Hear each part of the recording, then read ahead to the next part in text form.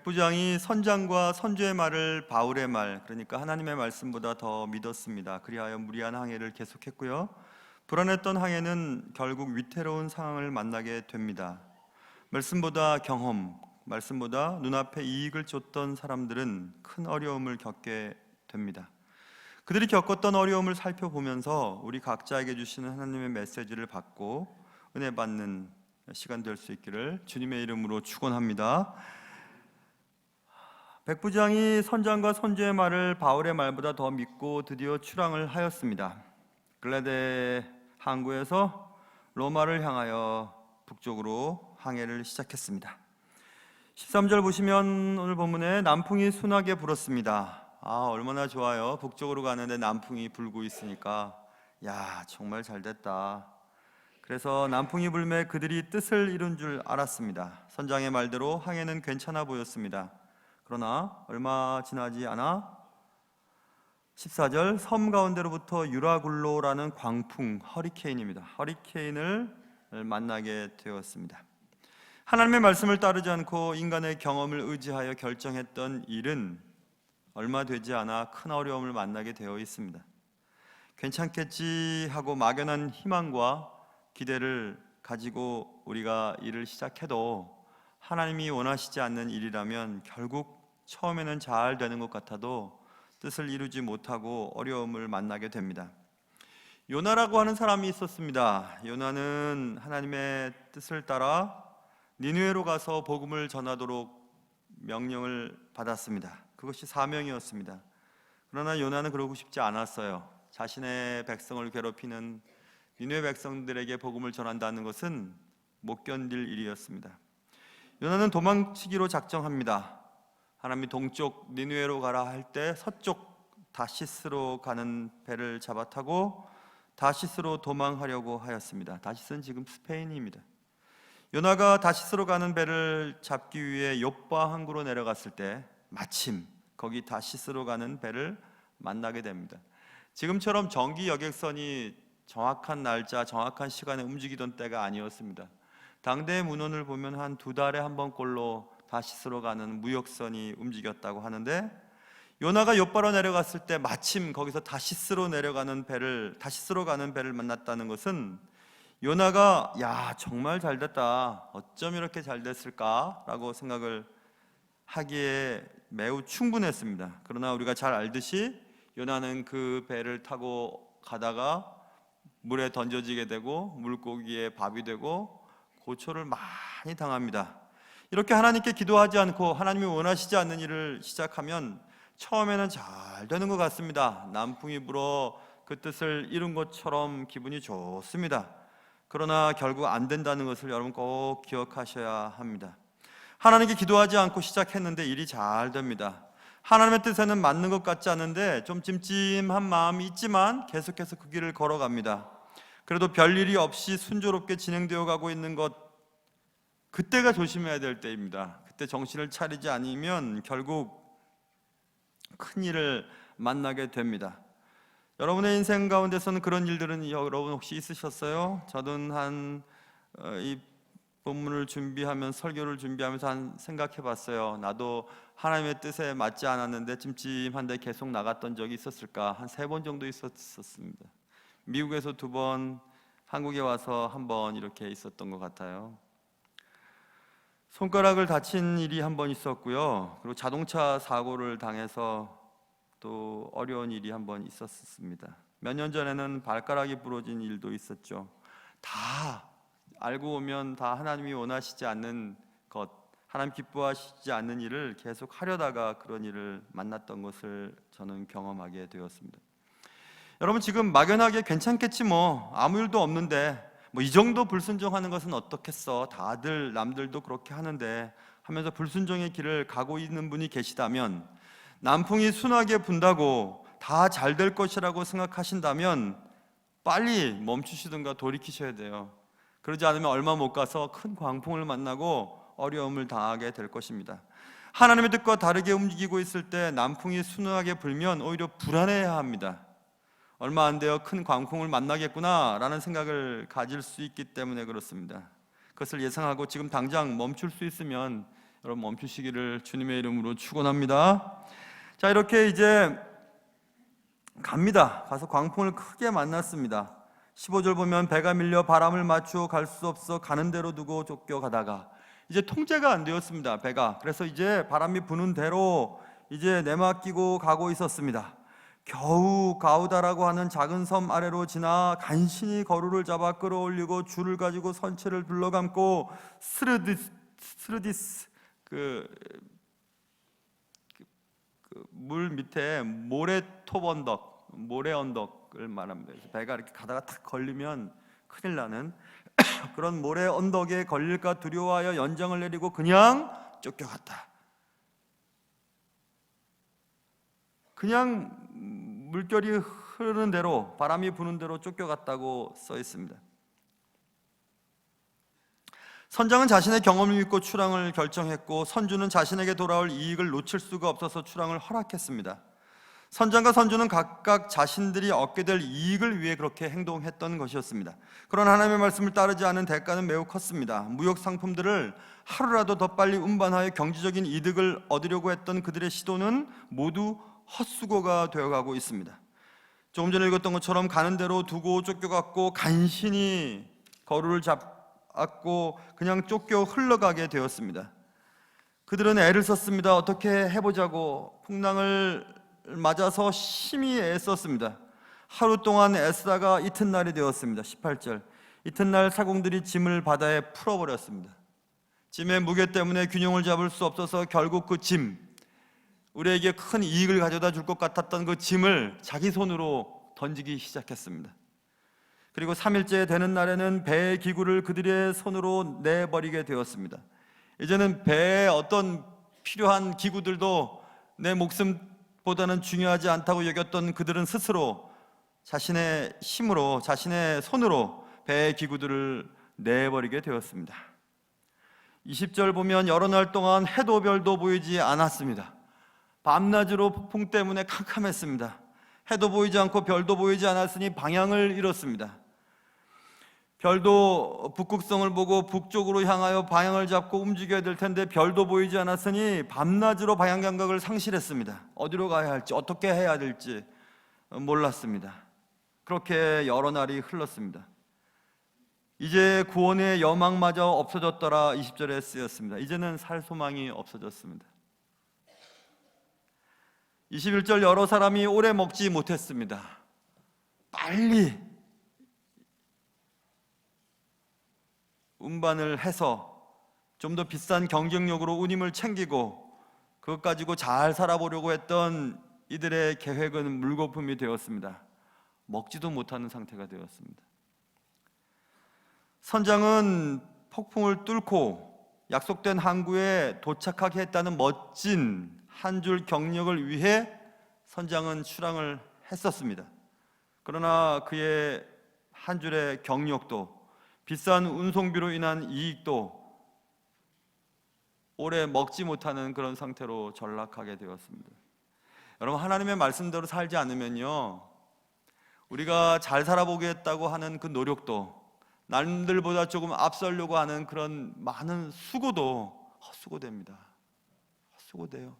자기 손으로 그거 던져버려야 되는 일이 생기게 됩니다. 그러니 모쪼록 우리의 모든 노력과 수고보다도 하나님의 말씀대로 움직일 수 있는 지혜가 여러분과 저에게 있으시기를 주님의 이름으로 축원합니다. 여러분이 소중하게 여기시는 배의 짐은 무엇이 있으세요? 여러분의 인생의 짐들, 이것 갖고 팔아서 돈 벌고 이것 갖고 좋은 인생 살아보겠다고 하는 여러분 배에 실려있는 짐들이 무엇이 있으세요? 그리고 이것 없으면 안 될 것 같은 배의 기구는 무엇이 있으십니까? 그것을 자기 손으로 던져버리는 일들, 그런 일들이 우리 인생에 생겨서는 안 될 것입니다. 인간의 욕심 때문에 하나님의 뜻을 저버리는 어리석은 짓은 하지 말아야 합니다. 내가 귀하게 여기던 것들, 그것이 자녀이든지 건강이든지 직장의 어떤 지위든지 명성이든지 인기든지 상관없이 그것을 내 손으로 던져버리는 안타까운 순간에 이르지 않도록 늘 하나님의 말씀에 따라 설 때 서고 갈 때 가는 그런 은혜가 여러분과 저에게 있으시기를 주님의 이름으로 축원합니다. 그래서 다 죽게 되었습니다. 그 중에 한 사람이 갑자기 일어서서 말하기 시작했습니다. 바울이 그 가운데 서서 말했습니다. 그 가운데라고 하는 것은 37절에 있는 것 보면 그 배에 탄 인원은 276명이라고 쓰여 있습니다. 276명 모두가 다 정신이 없이, 다 이제 소망이 없이 죽어가고 있을 그때에 한 사람만이 정신이 온전하였고 그 사람은 바울이었습니다. 바울은 그 혼란스러운 환경 가운데서 정신을 똑바로 차리고 소리를 내어 말하기 시작했습니다. 내 말을 듣고 그레드에서 떠나지 아니하였더라면 이 타격과 손상을 면하였더라면 좋을 뻔하였느니라 라고 말했습니다. 그리고 바울은 이어서 안심하라고 이렇게 말했습니다. 22절, 아무도 생명에는 손상이 없겠고 오직 배만 손해를 입게 될 것이라고 말했습니다. 바울은 어떻게 그렇게 얘기할 수 있었을까요? 그것은 바울이 어제 들은 말씀 때문이었습니다. 바울은 어젯밤 하나님의 사자가 그를 방문하여 그의 곁에 서서 말했습니다. 24절, 바울아 두려워하지 말아라. 두려움에 떨고 있던 바울을 향해 어젯밤 말씀했습니다. 가이사 앞에 서야 하겠고, 가이사는 케사르, 로마 황제입니다. 로마 황제에게 지금 상소하러 가고 있던 바울은 로마에 가서 가이사 앞에 서게 될 것이라고 하나님의 사자가 말했습니다. 그것은 로마에 간다는 얘기입니다. 로마까지 무사히 가게 될 것이라는 말이었습니다. 네가 가이사 앞에 서야 하겠고 또 하나님께서 너와 함께 항의하는 자들 275명의 목숨을 다 내게 주셨다고 말해 주었다고 바울은 사람들에게 얘기했습니다. 그러므로 여러분이요 안심하라 라고 바울이 얘기했습니다. 바울은 하나님이 말씀하신 대로 그대로 되리라고 하나님을 믿었다고 25절에 얘기하고 있었습니다. 생사의 갈림길에서 모두가 다 제정신이 아닐 때 바울만은 정신을 차릴 수 있었습니다. 이렇게 사명을 가진 자는 쉽게 안 죽습니다. 사명을 이루기 전까지 하나님께서 보호해 주시기 때문에 그랬습니다. 사명자 한 사람이 어느 공동체에 있으면 그 사명자 한 사람 때문에, 그 한 사람 덕분에 수백 명의 목숨이 건짐을 받을 수 있다는 사실을 오늘 본문은 우리에게 정확하게 알려주고 있습니다. 93년인지 4년인지 5년인지 잘 모르겠어요. 정확한 기억이 없습니다. 아무튼 그때 어느 때 저는 종신신학교를 다니고 있었을 때였습니다. 숭실대에서 버스를 타서 숭실대 고개를 이렇게 탁 넘으면 고개 정점에서 숭실대를 뒤로 하고 고개를 탁 넘어서 이제 내리막길 왼쪽 편으로 이제 총신대가 있거든요. 사당동에. 93년, 4년, 5년 아무튼 그 겨울 어느 때 총신대를 가기 위해 학교를 가기 위해 버스를 타고 가고 있었을 때였습니다. 겨울이었습니다. 그날따라 눈이 왔고 날이 어둑어둑했습니다. 그리고 물론 길이 미끄러웠습니다. 총신대를 내려가기 위해서 버스가 탁 꼭대기에서 이제 내려갈 때 문제가 생겼어요. 뭐가 잘 작동이 안 된 것 같아요. 차가 막 이리 비틀 저리 비틀 막 왔다 갔다 하기 시작했습니다. 큰일 났죠? 큰일 났습니다. 사람들이 막 소리를 지르기 시작하고 막 소리를 내고 야단이 났어요. 그 짧은 순간에 어떻게 해서 아무튼 그 운전하시는 기사분이 어떻게 핸들을 제대로 잡아가지고 겨우 멈췄습니다. 멈추고 사람들은 막 야단을 하면서 이제 버스에서 하나둘씩 막 내리기 시작했습니다. 저는 그 내리는 사람들의 얼굴을 하나씩 보면서 얘기했습니다. 내 덕분인 줄 알라고. 정말 저는 그렇게 생각했어요. 하나님이 지금 나 죽게 하시지 않을 거야. 나 할 일 있는데 뭐. 그래서 그분들 지금 얼굴은 기억나지 않으나 정말 저한테 감사하셔야 돼요. 97년도 로키 산맥을 넘어갈 때가 있었습니다. 97년은 제가 혼자 유학을 먼저 떠난 때였습니다. 아내와 아들을 한국에 두고 혼자 처음 가는 미국 학교로 가는 비행기를 탔었습니다. 지금도 그렇고 그때도 그렇지만 돈 아끼려고 갈아타는 비행기를 탔어요. 샌프란시스코로 가는 비행기를 타고 거기서 미국 국내 비행기를 갈아타서 시카고로 가는 비행기를 탔었습니다. 직행으로 가면 좋을 텐데 그렇게 하지 못했어요. 샌프란시스코에서 갈아타서 비행기를 타고 로키 산맥을 넘어갈 때였던 것 같아요. 갑자기 난기류를 만났습니다. 비행기가 여러분 그렇잖아요. 푹 떨어지고 하는 거. 뭐 재밌다고 생각하면 재밌겠지만 사람들이 막 얼굴이 하얘졌습니다. 아니 노래졌습니다. 하얀 사람은 노래졌고 노란 사람은 하얘졌습니다. 까만 사람은 까맸습니다. 막 소리를 내면서 막 난리가 났습니다. 그 짧은 순간에. 뭐 그런 거 여러분 경험해 보셨잖아요. 무사히 오헤어 공항에 도착했습니다. 밤이었습니다. 도착해서 얼굴을 하나씩 보면서 You owe it to me. 너희들 나한테 빚졌어. 또 얘기했습니다. 근데 제가 1부 예배 때도 2부 예배 또 이 간증을 하면서 생각해 보니까 내 덕분에 그들이 살았는지 그들 중에 어떤 분 때문에 내가 살았는지 헷갈리기 시작했어요. 아 맞아, 그 가운데서 분명히 나보다 신앙이 좋고 사명자가 있었을 텐데 내가 1부 때 2부 때 내 잘난 척 했구나 이렇게 생각하면서 3부 때는 정정을 하는 겁니다. 너희들 내 덕분인 줄 알아 그렇게 저는 얘기했지만 그 중에 또 어떤 사람이 니들 내 덕분인 줄 알아 그런 사람이 분명히 있었을 것입니다. 그러나 저는 제 덕분에 그들이 살았다고 지금도 믿고는 있습니다. 여러분, 사명자는 그런 담대함이 있어요. 쉽게 안 죽습니다. 쉽게 죽을 수가 없어요. 죽고 싶어도 안 죽어요. 아니, 죽을 수가 없어요. 하나님이 안 죽이세요. 왜냐하면 해야 할 일이 있으니까. 나 때문에 나도 살고, 아니 사명 때문에 나도 살고 사명 때문에 남도 살리는 인생이 되어야 됩니다. 그러려면 하나님으로부터 사명을 받으셔야 돼요. 여러분이 왜 이 땅에 살고 있는지, 왜 살아야만 하는지를 아셔야 됩니다. 그냥 죽지 못해서 산다는 말 다 거짓말이에요. 나이 드신 분들 나이 빨리 죽고 싶다는 말 새빨간 거짓말이십니다. 오늘 아침에 찬양을 들었어요. 찬양은 제목을 몰랐는데 1부 예배 마치고 누가 알려줘서 제목을 알았는데 가사는 이런 내용입니다. 내가 살아있는 이유는 주님 때문이라. 내가 여기 있는 이유도 주님 때문이라. 그런 찬양이에요. 너무 은혜가 됐어요. 뭐 예전에도 여러 번 들었던 찬양인데 오늘 아침에 이 가사가 제가 많이 마음에 감동이 됐습니다. 내가 살아있는 이유가 주님 때문에 내가 살아있는 거지. 주님 맡기신 일 때문에. 내가 여기 왜 있지? 주님 때문에 내가 여기 있는 거지. 이런 생각했어요. 사명자는 그래서 어디 있든지 무슨 일을 하든지 담대해요. 걱정 별로 안 해요.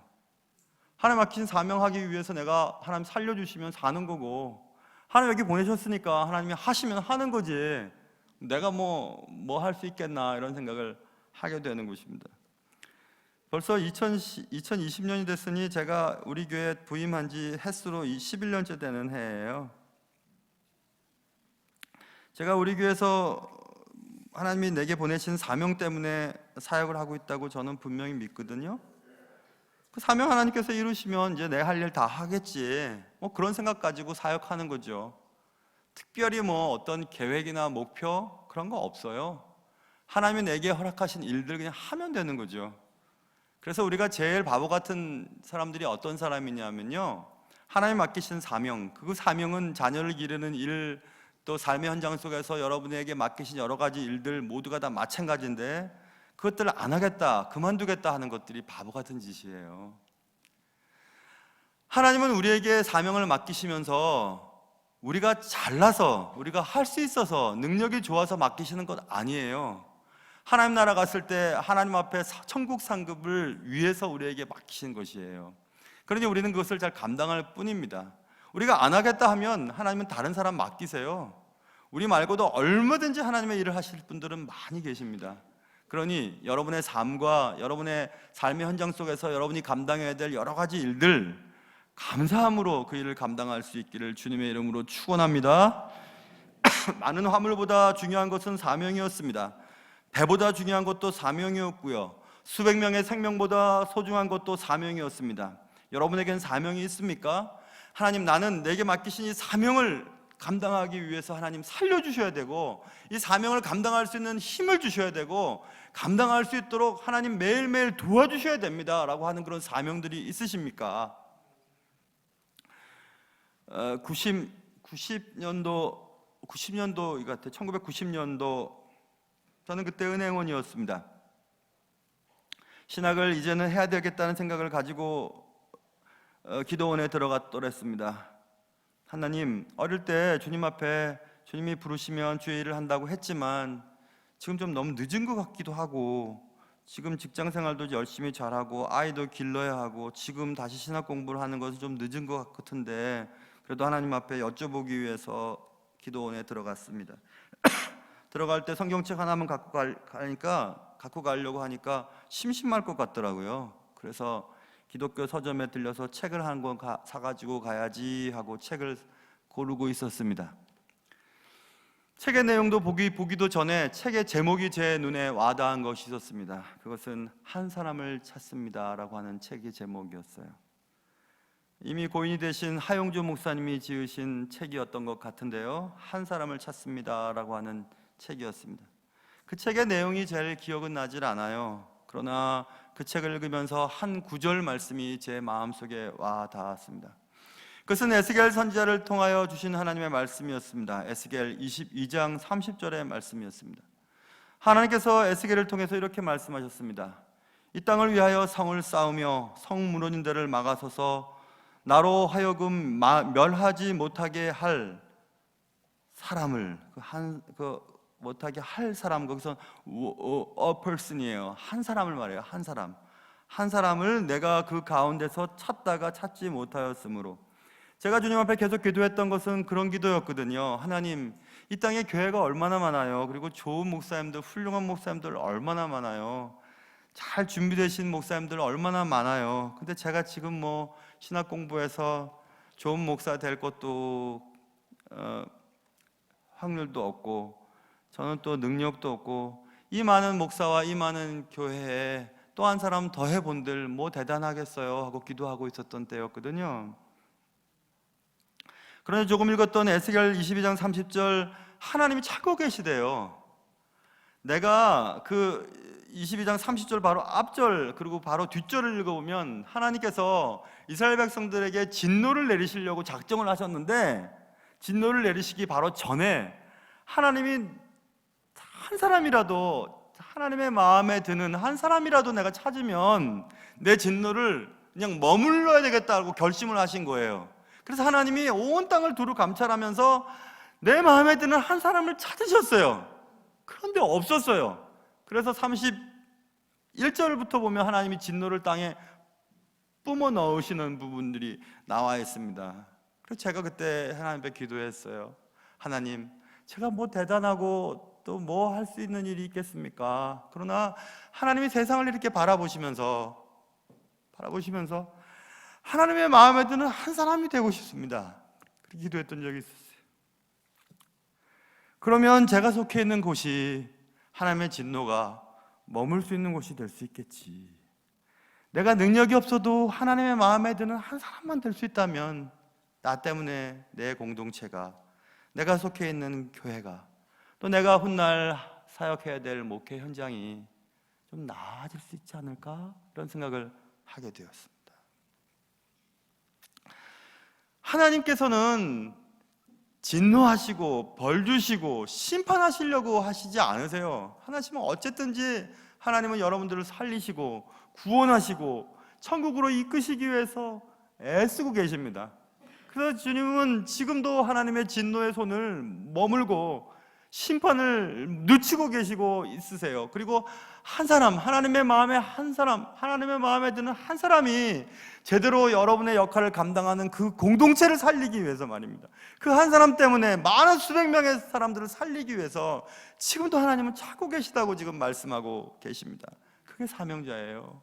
한 사람 때문에 275명이 살아났던 것처럼, 바울 한 사람 때문에 나머지 사람들을 살려주셨던 것처럼 말입니다. 여러분은 그래서 사명자세요? 여러분 자신 있으세요? 나 때문에 니들 덕본 줄 알아라. 나 때문에 우리 교회가 편한 줄 알아라. 나 때문에 우리 나라가 편한 줄 알아라. 그렇게 자신 있게 말씀하실 수 있으세요? 그런 분들이 계셔야 돼요. 그런 분들 한 사람만 있어도 하나님의 진노의 손을 머문다고 말씀하셨으니까 그렇게 하셔야 돼요. 그게 사명자예요. 자, 이제 다시 한번 다짐을 하셔야 할 때가 됐습니다. 여러분과 저는 하나님의 말씀을 들을 것인가, 내 경험을 의지하여 가고 서는 것을 마음대로 할 것인가, 하나님의 뜻에 순종할 것인가, 아니면 이익을 따라 움직일 것인가 선택하셔야 합니다. 다 잃고 나서야 손을 들 것인가, 완전 실패하고 나서야 항복할 것인가, 이제 어쩔 수가 없으니 이제 항복해야지, 그때 가서야 순종할 것인가. 사랑하는 성도 여러분, 갈 때까지 가는 것은 어리석은 것입니다. 하나님의 뜻이 여기 있는데 이쪽으로 계속 가보는 것은 어리석은 것이에요. 찜찜한 상태로 하나님의 뜻에 불순종하면서 계속해서 나아가는 것은 큰 재난을 예고하는 어리석은 자들입니다. 그러므로 신앙생활은요, 하나님의 뜻과는 반대되는 방향으로 갈 때까지 가는 사람들이 되어서는 안 돼요. 하나님의 뜻에 따라 가고 하나님의 뜻에 따라 서는 그런 은혜가 여러분과 저의 삶 속에 있으시기를 주님의 이름으로 축원합니다. 하나님 아버지, 하나님의 뜻이 분명히 이건 아닌데, 이렇게 사는 것은 아닌데, 이렇게 살아서는 안 되는데,